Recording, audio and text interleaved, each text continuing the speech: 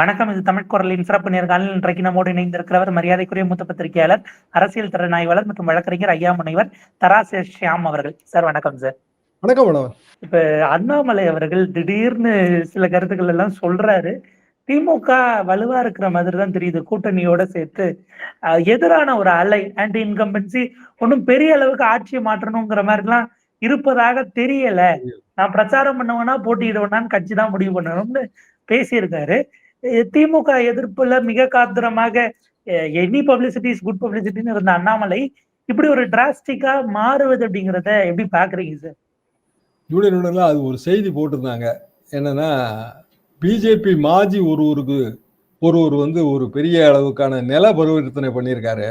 பேர் சொல்லல, நில பரிவர்த்தனை பண்ணியிருக்காரு. பத்திரப்பதிவுத்துறை அதிகாரிகள் மாஜி வீட்டுக்கே போய் கோயம்புத்தூர்ல பரிவர்த்தனை முடிச்சு கொடுத்தாங்க. உதவி செய்தது வந்து மதுரையை சேர்ந்த பத்திரப்பதிவுத்துறை அமைச்சர், பேரை போடல. இதெல்லாம் நடந்து சில வாரங்கள் ஆகிவிட்டது. இப்போதுதான் பொது ஒளிக்கு வருது. இது அவங்க போட்ட செய்திங்க. யார் அதை சொல்றாருங்கிறத நான் உங்க யூகத்துக்கே விட்டுறேன். ஆனால் ஏதோ ஒன்று இருக்குங்கிறது மாதிரி தான் நான் ஃபீல் பண்றேன். ஏன்னா நீங்க சொன்ன மாதிரி அண்ணாமலையோட குளோரியே வந்து ஆன்டி டிஎம்கே தான். லெஃப்ட் அண்ட் ரைட் அடிக்கிறது. அப்படிதான் அடிக்கணுங்க, வேற வழி கிடையாது. அப்ப எந்த வகையிலையும் எதுக்குமே சமரசம் பண்ணக்கூடாது. அண்ணா அறிவாலயத்தில் கரண்ட் கட்டு போனா கூட திமுக ஆட்சி அவலம் தான். எல்லாமே அண்ணா யூனிவர்சிட்டியா இருந்தாலும் சரிதான், அண்ணாமலை பல்கலைக்கழகமா இருந்தாலும் சரிதான், எல்லாமே. அப்போ அதுதான் வந்து ஸ்டாண்டு. அதுலதான் நீங்க வந்து அந்த குளோரிபிகேஷன் உங்களுக்கு கிடைச்சது. அரசியல் ஒளிவட்டம். திடீர்னு இப்படி பேசுனீங்க அப்படின்னா அந்த ஒளிவட்டம் பிம்பம் சதையும் பின்னணி என்னங்கிற சந்தேகங்கள் வரும். பின்னணிங்கிற சந்தேகங்கள் போக ரொம்ப வரும் பாருங்க. ஏன்னா பிஜேபி மேலிடமும் ஒரு அதிருப்தியில இருக்கு அவர் மேல. அவருமே வந்து எடப்பாடி பழனிசாமியை முதலமைச்சராக்குவோம் அப்படி இப்படின்னு அதுக்கும் தோதா பேச ஆரம்பிச்சிருக்காரு.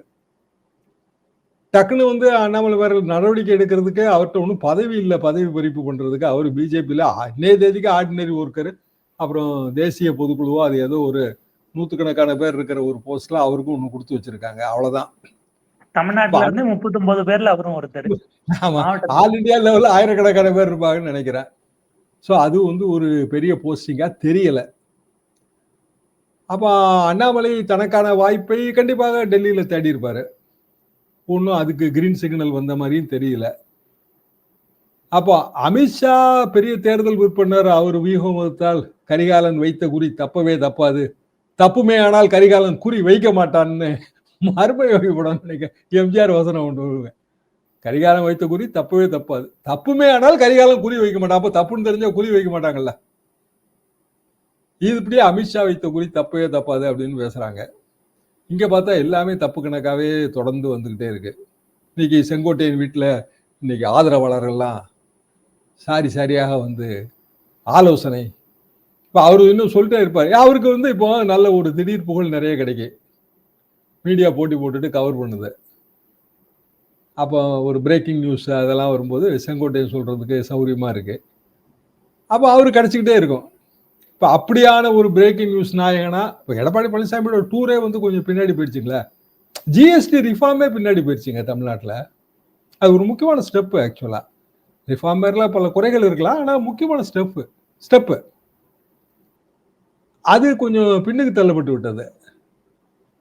ஏன்னா இங்க இருக்கிற உட்கட்சி பிரச்சனைகள், அது பொதுவாக பொலிட்டிக்கல் அப்படின்னா தான் இன்ட்ரெஸ்ட் வருங்கிறதுனால அதை நோக்கி தான் டிராவல் ஆகுது. இது இந்த டோட்டல் எல்லாமே மீடியா கவரேஜ் அப்படிதான் போகுது. அதிமுகவை பலவீனப்படுத்த மீடியா நினைக்கிறது, திமுக நினைக்கிறது, அதெல்லாம் ரொம்ப வைத்தியகரத்தனம். பலவீனப்படுத்தி என்னங்க லாபம் இருக்கு? திமுக வந்து அதிமுகவை பலவீனப்படுத்தினா அதிமுக பலவீனமான பிறகு திமுக பயன்படுத்த பார்க்கிறது. அப்படி வேணா எடுத்துக்கிடலாம். அங்க இவர் இருக்காரு செந்தில் பாலாஜி, அவர் பேசுவாரு என்னன்னா இப்படி ஆயிடுச்சுன்னு. அப்புறம் கவுண்டர் கம்யூனிட்டி வைத்த ஒரு பதவி, அதை வந்து பட்டியலின மக்களுக்கு கொடுத்துருக்காங்க, அதுல ஒரு மனக்குறை இருக்கும். அப்புறம் அதை சரி பண்ணணும். குறைஞ்ச செங்கோட்டையனோட நெருங்கிய வட்டாரத்தில் நிறைய பேர் அடிப்படை உறுப்பினர் பதவியிலிருந்து தூக்கிட்டாங்க. அப்போ இந்த நடவடிக்கைகளை ஜெயலலிதா எடுக்கும்போது என்ன அட்வான்டேஜ்னாங்க, அவங்களுக்கான வசீகரம் வந்து இதெல்லாம் பின்னுக்கு தள்ளப்பட்டது. பாருங்க அதிமுக இரும்பு கோட்டை, ஒரு துரும்பும் அசையாதுங்கிற ரேஞ்சில் அது பேசப்பட்டது. இப்ப அந்த இரும்பு கோட்டை வசனத்தையே மறந்துட்டாங்களே. அதிமுக இரும்பு கோட்டை எடப்பாடி தான் வந்து சேலத்து இரும்பு மனிதரும் சொல்லிட்டு இருந்தாங்க. அப்புறம் பார்த்தா இப்போ இந்த நடவடிக்கை எல்லாம் எடுத்த பிறகு அது கொஞ்சம் குறைஞ்ச மாதிரி தெரியுது. திடீர்னு பிஜேபி பிஜேபி பின்னணியில் இருக்கு அப்படின்னா எனக்கு முதல்ல இருந்தே அந்த சந்தேகம் உண்டுங்க. பிஜேபிக்கு தானே இதுல லாபம்னு நான் நினைப்பேன். அதிமுக பலவீனப்பட்டா பிஜேபிக்கு லாபம் தானே. அப்போ விஜய் அந்த இடத்த ஆக்குப்பை பண்ண முயற்சிக்கிறாரு. அவர் சாட்டர்டே டூர் பிளான் போட்டிருக்காரு. நாங்க முன்னாடி அக்ரிகல்ச்சர் ஆபீசரா இருக்கும் போதுங்க வாரத்துக்கு 3 நாள் டூரு, 4 நாள் டூருங்க. அப்போ இதே மாதிரிதான் செவ்வாய்க்கிழமை ஆரம்பிப்போம், வியாழக்கிழமை இப்படி ஒரு குறிப்பிட்ட நாள் உண்டு. என்னன்னா அந்த நாள்ல நம்ம போவோம்னு கிராமத்துல இருக்கவங்களுக்கு தெரியணும். கிராமத்துல இருக்க பெரிய விவசாயிகளுக்கு அவங்களுக்கு வேற தெரியாது இல்லைங்களா. 70களில் செவ்வாய்க்கிழமை ஆனா வேளாண்மை நிபுணர் வருவாரு, அவர் ரெடியா இருப்பாங்க. என்ன செய்யலாம், இன்னைக்கு இருக்கிற யூடியூப் எந்த வசதி இல்லாத நேரடியா போய் பர்சனல் கம்யூனிகேட் பண்ணணும். அப்போ நாங்க வந்து அந்த கிழமையை தப்ப விடாம போவோம். கரெக்டா அந்த ஊர்னா இப்ப நான் பெரம்பலூர் அப்படின்னா கரெக்டா பெரம்பலூருக்கு செவ்வாய்க்கிழமை போயிடுவாங்க. காலையில 11 மணிக்கு நம்ம அங்க போவோம் அப்படிங்கிறது தெரியும். எனக்கு அள்ளித்துறைன்னு ஒரு டெப்போ உண்டுங்க. அது நம்ம திருச்சியில வந்து கொஞ்சம் அவுட்ரு. மணிகண்டன் ஒரு ஊர்ல ஒரு டெப்போ உண்டு. கரெக்டா இத்தனை இந்த கிழமைக்கு இத்தனை மணிக்கு அவ்வளவு கரெக்டா ஒரு 10 நிமிஷம் 1/2 மணி நேரம் முன்னபின்னா அவ்வளவுதான். ஏன்னா விவசாயிகளோட நன்மைக்காக. விஜய் வந்து சாட்டர்டே அப்ப இந்த சாட்டர்டே விஜய் எங்க போறார் அப்படின்னு எல்லாரும் எதிர்பார்க்கணும், குறிப்பா ஊடகம். அப்ப சாட்டர்டே போனார்னா அப்புறம் வந்து 1 வீக் விட்டுருவாரு அவரு. அடுத்த சாட்டர்டே இப்போ சனிக்கிழமை டூர் பிளான் போட்டிருக்கிற ஒரு அரசியல்வாதியா அவர் மாறிட்டாரு. அப்ப இதுல எதை நோக்கி இது போகுதுங்க, தமிழ்நாடு பாலிடிக்ஸ் எதை நோக்கி போகுது? திமுக கூட்டணி அது ஒரு ரூட்ல போயிட்டே இருக்கு, பயணம் போயிட்டே இருக்கு. ஆட்சி பேர்ல அதிருப்தி எல்லாம் இருக்கதான் செய்யுது, குறைபாடுகள்லாம் இருக்கதான் செய்யுது. ஆனா அந்த ஆளை பாதிக்காதுன்னு அண்ணாமலையே சர்டிபிகேட் கொடுக்காரு, அது ஒரு தனி ரகமா ஓடுது. அதிமுக அவங்க வந்து ஜெயிக்கிறதுக்கு உழைக்கிற மாதிரியே தெரியல, அது தனி ரகமா போகுது. கரிகாலன் வைத்த குறி அது தனியா ஓடிட்டு இருக்கு. அப்போ மொத்தத்துல வந்து அமித்ஷா பிடியில அதிமுக இருக்கு, அது நான் அப்படித்தான் நான் ஃபீல் பண்றேன். அதே நேரத்துல அமித்ஷாவோட இலக்க அதிமுக அடையுமா, அதுலயும் எனக்கு இப்போ சந்தேகம் வருது.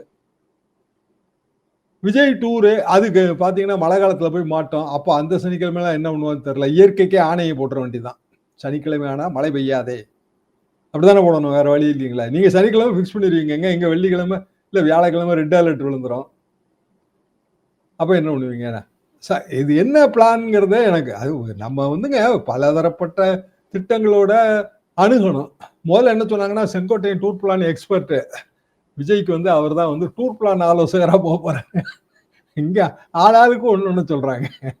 டூர் பிளான் எக்ஸ்போ அவர் ஏன்னா ஜெயலலிதாமாக்கு அவர் தான் டூர் பிளான் எல்லாம் போட்டுருப்பார். நான் ஆரம்பத்துல சொன்ன அந்த 88 செப்டம்பர் 15 எல்லாம் செங்கோட்டையன் ஏற்பாடு தான் எல்லாமே.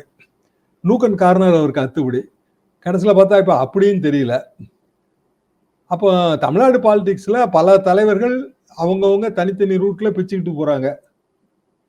நோக்கம் ஒன்றுதான், அரசியல்ல தங்களை நிலைநிறுத்திக் கொள்வது. 75 வயசுக்கு மேல அரசியல்ல நிலைநிறுத்திக் கொள்வதற்கு போராடுறாங்களேன்னு நினைக்கும் போது கொஞ்சம் கஷ்டமா தான் இருக்கு. கண்டிப்பாக சார். இப்ப ஒரே ஒரு கேள்வி என்ன எழுது அப்படின்னா, நீங்க 2 உதாரணங்கள் நம்ம வரலாற்றுல வந்து அதிமுக வரலாறுல இருந்து எடுத்தோம்னா, செங்கோட்டையன் ராஜீவிடம் போய் உதவிக்கு நின்ற அம்மையார் ஜெயலலிதாவாக இதற்கு பிறகு வருவாரா, அல்லது மோடியிடம் போனா ஓபிஎஸ் ஆக வருவாரா அப்படிங்கிற ஒரு கேள்வி எழுது.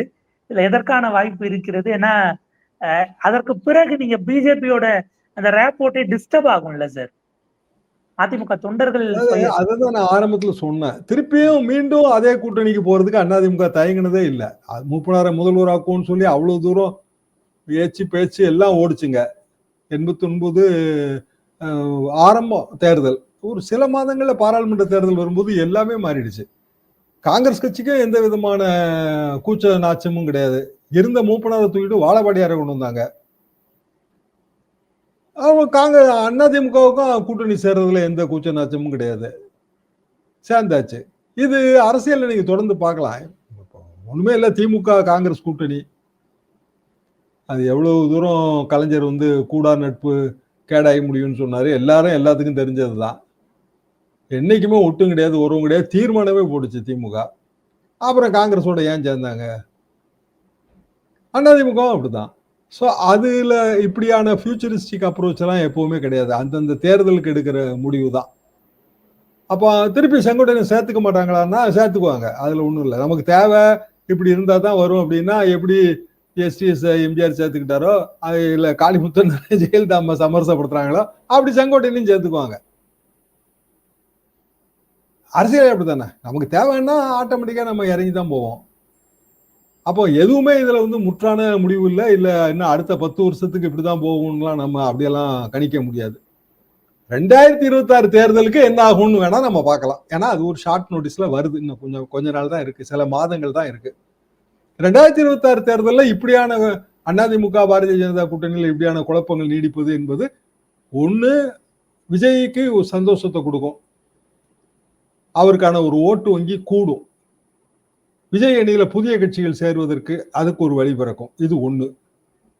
ரெண்டாவது, அப்படியெல்லாம் எதுவுமே நடக்கலைன்னா ஒரு 5வது அணி வரும்.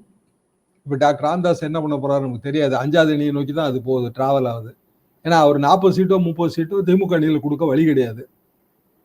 அப்போ திமுக அணி, திமுகவுக்கு எதிரான அணிகள் அப்படிங்கிறது நிறைய அணிகள் வரும் தான் நான் நினைக்கிறேன். 5 முனை போட்டியாகத்தான் இன்றைய தேதிக்கு சீமானியும் கணக்கில் எடுத்து பார்த்தோம்னா களம் வந்து அப்படித்தான் தெரியுது.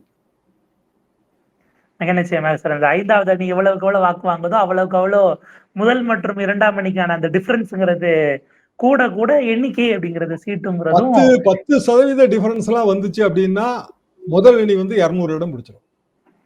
ஒரு சுனாமிங்கிற இடத்துக்கு அது போகும்னு பார்க்கலாம். கண்டிப்பாக சார். ஒரு விரிவான உரையாடல். அடுத்தடுத்து தமிழ்நாடு அரசியலில் தேர்தல் கிட்டத்தட்ட 7-8 மாசத்துக்கு முன்னாடியே வந்து பிரச்சார பயணங்கள்ங்கிறதுலாம் நம்ம புதுசா இப்பதான் பாக்குறோம். இதனோட சேர்த்து விர்ச்சுவலான தேர்தலாகவும் இது இருக்க போகிறது. நீங்க தொடர்ந்து அதை பதிவு பண்ணுவீங்க.